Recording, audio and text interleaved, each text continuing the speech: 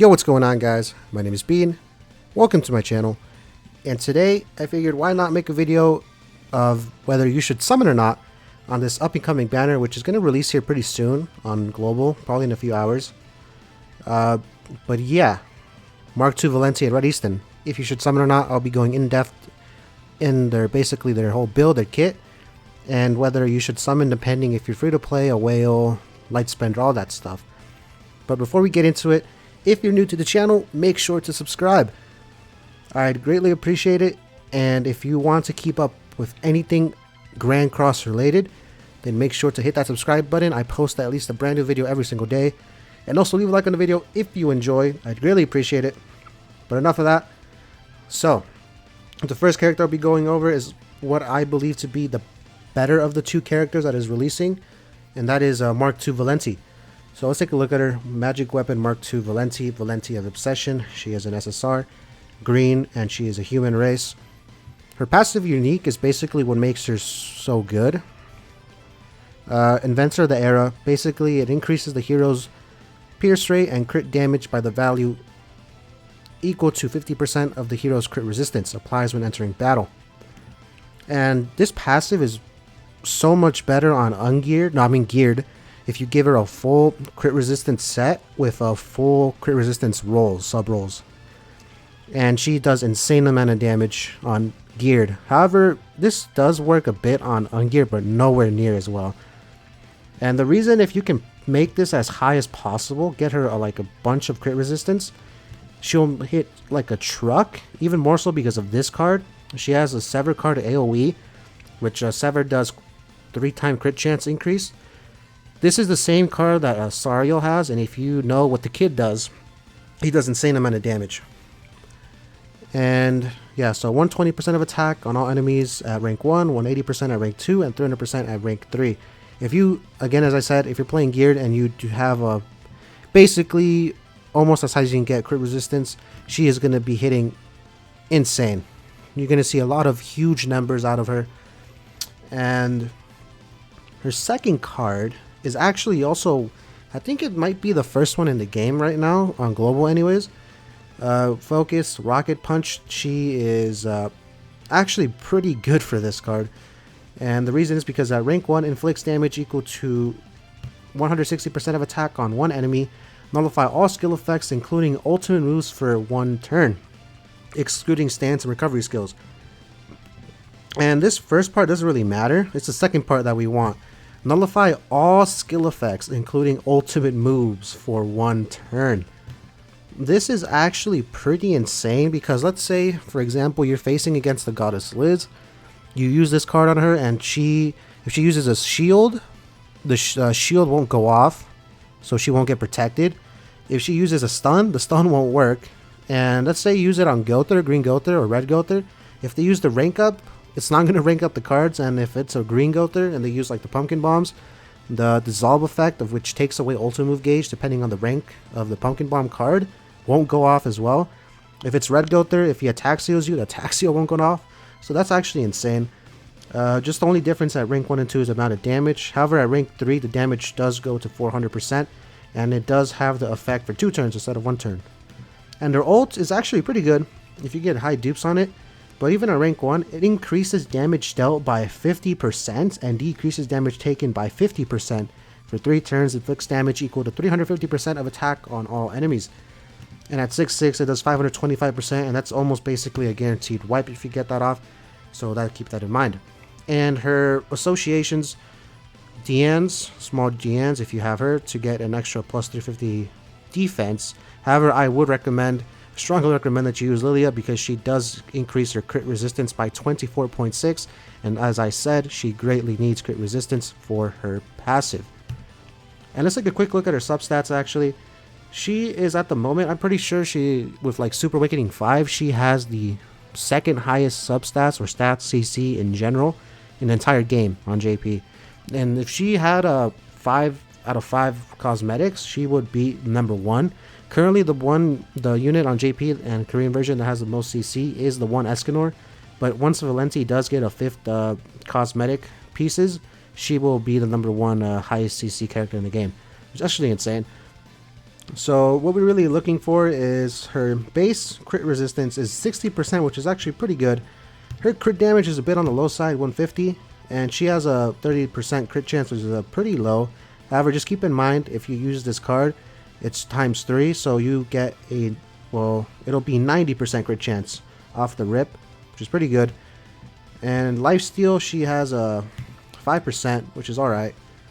And besides that, everything else, attack, HP, defense is whatever. Pierce rate is okay, but keep in mind the pierce rate also gets boosted from her passive, and also the crit damage. So even though the pierce rate and the crit damage are a bit low, if you completely like try and focus and maximize the amount of crit resistance that you can have on her, then those numbers will go up and accordingly as well.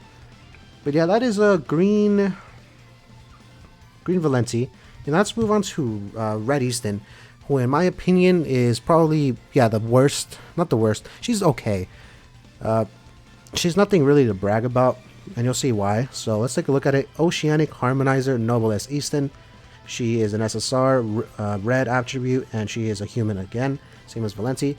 Her passive / unique, Song of the Sea, decreases damage that allies take from single target attacks by 6% each, or by 6% for each the 7 catastrophes hero in the team, including sub slot hero.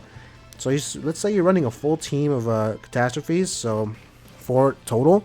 What is that? That it's an additional, you get a total of a reduction of 24% damage taken that for all your allies from single target attacks from the enemy, which is actually pretty good. 24% is a lot. And the first card is a Drain ultimate move card, the same as green Merlin and red Zeldris. So at level 1, it's literally the same thing, does damage equal to 120% of attack on one enemy and depletes 1 ultimate move orb. And this is basically so weak if you ever use the green Merlin or Zeldris. If they have like a shield or something, or even some resistance buffs, you could either won't break the shield or it will get patience. That's how weak it is. Rank 2 though and above, it does pretty good damage. That's when it actually becomes a decently hitting card. So it for sure drain it. And level 3, that for sure breaks anything. And it depletes 3 ultimate move gauge. And her second card is a buff card. It's a pretty good one. Bubble Shower. Rank 1, it just removes debuffs from all allies. I wouldn't recommend to use that unless you're like facing like the king team for whatever reason. We have or maybe you're facing like Assault Melee. Then you can take away all those buffs. Our second card though, in rank 2 and 3 of this card, is pretty good. It removes debuffs from all allies at rank 2 and 3. However, at rank 2, it does an additional effect of increases defense related stats by 50% for 3 turns, which is pretty good because then you become super tanky. But at rank 3 though, you become mega tanky, which does a 80% increase their defense related stats for 3 turns. It also grants debuff immunity, which is always nice to have.